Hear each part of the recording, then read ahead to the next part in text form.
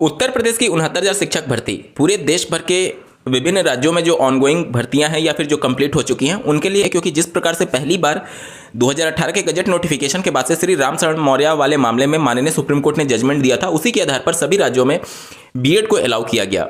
अब यहाँ पर आप देख सकते हैं फिर से 69,000 की शिक्षक भर्ती का मामला सुप्रीम कोर्ट में पहुंचा हुआ है। जैसा कि आपको ज्ञात होगा, 11 अगस्त 2023 के जजमेंट के बाद से श्री गुड्डू सिंह जी के द्वारा एक याचिका उत्तर प्रदेश की 69,000 शिक्षक भर्ती में बीएड अभ्यर्थियों को बाहर करते हुए जो सीट खाली होगी, क्वालिफाइंग मार्क्स को लोअर डाउन करते हुए शिक्षा मित्र और बीटीसी से पदों को भरे जाने के लिए यहाँ पर प्रेयर किया गया था।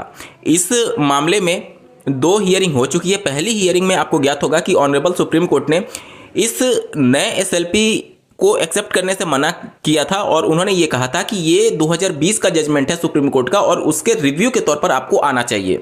हालांकि वहां पर पिटिशनर के जो एडवोकेट थे उन्होंने ये अवगत कराया कि जो इनके सीनियर एडवोकेट हैं श्री कपिल सिब्बल जी, वो अवेलेबल नहीं है, इस वजह से नेक्स्ट हियरिंग में उनको भी सुनने का पिटिशनर्स को मौका दिया जाए, मतलब कि पिटिशनर्स के वकील को सुनना जाए, ये उन्होंने प्रेयर किया था। जिस पर ऑनरेबल सुप्रीम कोर्ट ने जो केस है उसको फिर से एक बार लिस्ट किया था और लास्ट हियरिंग में श्री कपिल सिब्बल जी ने इस मामले की पैरवी की पिटिशनर्स की तरफ से, जिसमें उन्होंने ऑनरेबल सुप्रीम कोर्ट को ये बताया कि जो श्री राम शरण मौर्य वाला केस था उसमें बीएड अभ्यर्थियों की एलिजिबिलिटी तय ही नहीं थी। वहीं जो रिस्पोंडेंट थे जिसमें बीएड भी थे और स्टेट भी थी, उन्होंने ये अवगत कराया कि वहाँ पर सुप्रीम कोर्ट में राम शरण मौर्य वाले केस में जो बीएड की एलिजिबिलिटी है वो भी डिसाइड की गई थी। अब यहाँ पर ऑनरेबल सुप्रीम कोर्ट ने ये कहा कि आप इस मुद्दे पर आपस में ना लड़ें, हम खुद तय करेंगे कि क्या उसमें बीएड की एलिजिबिलिटी माननीय सुप्रीम कोर्ट से तय की गई अथवा नहीं की गई। तो वहां पर उन्होंने ये बताया श्री कपिल सिब्बल जी ने कि ये जो मामला था वो सिर्फ क्वालिफाइंग मामले से जुड़ा हुआ था, बीएड की एलिजिबिलिटी से नहीं जुड़ा हुआ था। तो ऑनरेबल सुप्रीम कोर्ट ने कहा कि हम खुद तय करेंगे। उसके बाद से इस मामले को फिर से 22 तारीख को लिस्ट किया गया। लेकिन अब अगर आप ऑफिशियल वेबसाइट पर देखेंगे तो इस मामले को 22 तारीख से हटा करके 23 तारीख कर दिया गया है। लेकिन एक महत्वपूर्ण बदलाव किया गया है। महत्वपूर्ण बदलाव क्या है कि ये जो केस है वो किसी बेंच में लिस्ट नहीं हुआ है बल्कि रजिस्ट्रार के पास लिस्ट हुआ है। अब इसका मतलब क्या हुआ, डिटेल में बात करेंगे और इस भर्ती का आगे क्या भविष्य हो सकता है, अंत तक जरूर जुड़े रहिएगा। नमस्कार, अगर आप इस चैनल पर पहली बार विजिट कर रहे हैं तो इसको सब्सक्राइब करते हुए बेल आइकन को प्रेस करना ना भूलें। जब भी कोई केस कोर्ट में जाता है, सुप्रीम कोर्ट में, तो वहां पर आप देखेंगे कि सबसे पहले जो केस होता है उसको देखा जाता है कि क्या इसमें कोई डिफेक्ट है या नहीं है। अगर डिफेक्ट है तो वो ऑफिशियल वेबसाइट पर शो होने लगता है और कुछ समय दे दिया जाता है पिटिशनर की तरफ से, रिस्पोंडेंट की तरफ से, कि अपना जो भी डिफेक्ट है इसमें उसको दूर कर लिया जाए।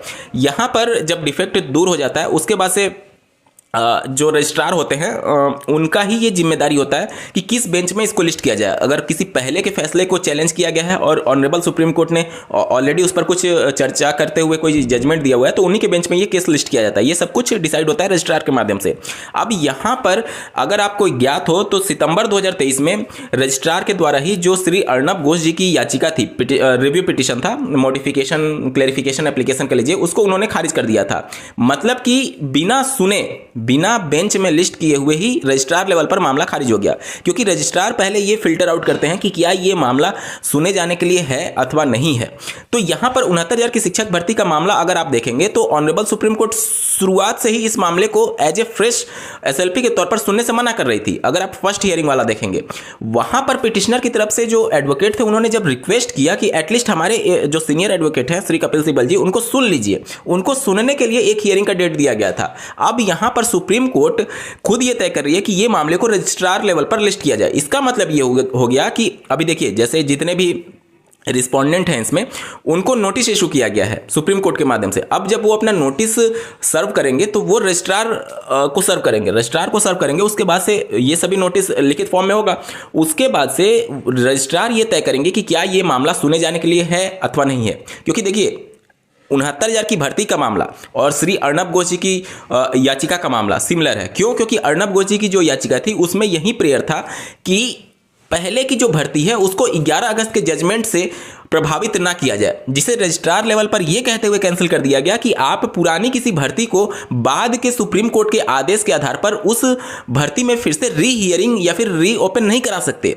यही मामला 69,000 की शिक्षक भर्ती का है। 69,000 की शिक्षक भर्ती आप इसको ऐसे समझिए कि ये 2020 में सुप्रीम कोर्ट के द्वारा निर्धारित किया गया है, तय किया गया है इसकी पूरी भर्ती प्रक्रिया को। और इसमें बीएड अभ्यर्थियों की एलिजिबिलिटी चैलेंज थी या नहीं, इसके बारे में ऑलरेडी मैंने बात कर रखा है। अगर आप सुप्रीम कोर्ट का जजमेंट देखेंगे 2020 वाला श्री राम शरण मौर्य वाला मामला, तो उसमें आपको चीजें समझ में आएंगी। तो वहां की परिस्थिति 2020 के हिसाब से वो भर्ती प्रक्रिया चल रही थी। 2023 में आकर के सुप्रीम कोर्ट ने बीएड अभ्यर्थियों को प्राथमिक के लिए पात्र नहीं माना, तो ये बाद की परिस्थिति होगी। अब इन बाद की परिस्थितियों के हिसाब से पहले की भर्ती जो ऑलरेडी 2020 के जजमेंट के आधार पर कंप्लीट हो चुकी है, उसको क्या आगे के लिए प्रोसीड किया जा सकता है, ये तय करेंगे रजिस्ट्रार। मतलब कि ये जो 69,000 की शिक्षक भर्ती है, क्या अब बेंच में सुने जाने लायक है अथवा नहीं, क्या इसे रिव्यू के तौर पर आना चाहिए, ये सब कुछ तय करेंगे रजिस्ट्रार। क्योंकि अगर रजिस्ट्रार लेवल पर यह पाया गया कि ये केस सुने जाने लायक है, तब तो वो फिर से बेंच में लिस्ट करेंगे। अन्यथा की कंडीशन में हो सकता है रजिस्ट्रार लेवल पर ही अपना डिसीजन दे दिया जाए, जिस प्रकार से श्री अर्णब घोष जी की याचिका में रजिस्ट्रार लेवल पर ही डिसीजन देते हुए मामले को डिस्पोज कर दिया गया था। तो 69,000 की जो शिक्षक भर्ती का भविष्य है, वो देखिए, इसमें अन्य मामले जो टैग हैं, जैसे कि आप देख लीजिए, जो लखनऊ वाला मामला है 14,548 वाला, वो मामला सब्जेक्ट टू आउटकम नहीं था। यहां पर सुप्रीम कोर्ट का जो जजमेंट है 11 अगस्त वाला, उसमें 881 वाला मामला जो यूपी से जुड़ा हुआ था, उसको लेकर के अभ्यर्थी ये कह रहे हैं कि 69 जैसे बीएड अभ्यर्थी वो बाहर हो जाएंगे। तो देखिए, ये सब कुछ आपको ये समझना होगा कि जो 2020 में जजमेंट दिया गया, उसके आधार पर यह भर्ती हुई है। अब यहाँ पर जब देवेश शर्मा जी की याचिका पर सुनवाई चल रही थी, तो स्पेसिफिकली वो किसी भर्ती को लेकर के उसकी करंट स्टेटस क्या है, इस सभी बातों पर चर्चा नहीं हुआ। लेकिन जिस तरीके से प्रेयर किया गया, अगर वो सिमिलर प्रेयर हो रहा था, तो वो सभी उस मामले से टैग होता चला गया। अगर आप देखेंगे तो अक्टूबर 2022 में ऑनरेबल सुप्रीम कोर्ट ने यह कहा था कि जितने भी मामले हाईकोर्ट में पेंडिंग है, वो सब मामले हम अपने अधीन लेते हैं। ठीक है, अपने अधीन लेते हैं। अब हाईकोर्ट में मामला कैसा, जो ऑलरेडी सब्जेक्ट टू आउटकम था, जैसे कि आप मध्य प्रदेश का मामला ले लीजिए, छत्तीसगढ़ का मामला ले लीजिए, हिमाचल प्रदेश का मामला ले लीजिए, वो सभी मामले सब्जेक्ट टू आउटकम हो गए सुप्रीम कोर्ट के। लेकिन जो उत्तर प्रदेश की 69,000 शिक्षक भर्ती था, उसमें 881 वाला मामला तो चैलेंज था, ये तो बात बिल्कुल ठीक है। लेकिन वो हाईकोर्ट में सब्जेक्ट टू आउटकम नहीं था। जो 14,548 वाला मामला है, वो अभी भी सब्जेक्ट टू आउटकम नहीं है। आपको यह समझना होगा कि ये जो भर्ती है, वो किसी भी फैसले के अधीन नहीं हुई थी। मतलब हाईकोर्ट में वो मामला पेंडिंग नहीं है, सुप्रीम कोर्ट में वो मामला पेंडिंग नहीं है। वो अंतिम आदेश जो 2020 में सुप्रीम कोर्ट के द्वारा दिया गया था, उसके तहत वो भर्ती कंप्लीट हुई है। तो 69,000 की भर्ती का मामला जो है, वो मध्य प्रदेश छत्तीसगढ़ से आप कंपेयर नहीं कर सकते, क्योंकि मध्य प्रदेश छत्तीसगढ़ सुप्रीम कोर्ट के आदेश के आधार पर भर्ती नहीं चल रही है, बल्कि हाईकोर्ट में जो मामला पेंडिंग है, उसके आधार पर भर्ती चल रही है, और वो ऑलरेडी सब्जेक्ट टू आउटकम है। और 69,000 की शिक्षक भर्ती सुप्रीम कोर्ट के अंतिम आदेश के आधार पर हुई है। सुप्रीम कोर्ट ने खुद आदेश दिया था कि बीएड यहां पर राइटली अलाउड किए गए हैं डबल बेंच के द्वारा, जो कि हाईकोर्ट ने फैसला दिया था। तो जो हाईकोर्ट का जजमेंट था बीएड के संदर्भ में, उसे ही अपहेल्ड किया गया ऑनरेबल सुप्रीम कोर्ट के द्वारा श्री राम शरण मौर्य वाले केस में। तो ये पूरी अभी वर्तमान स्थिति है। कहने का मतलब ये है कि ये अब रजिस्ट्रार लेवल पर तय होगा कि क्या ये मामला सुने जाने के लिए उसी बेंच में लिस्ट किया जाए, या फिर रजिस्ट्रार लेवल पर ही इस मामले को निस्तारित कर दिया जाए।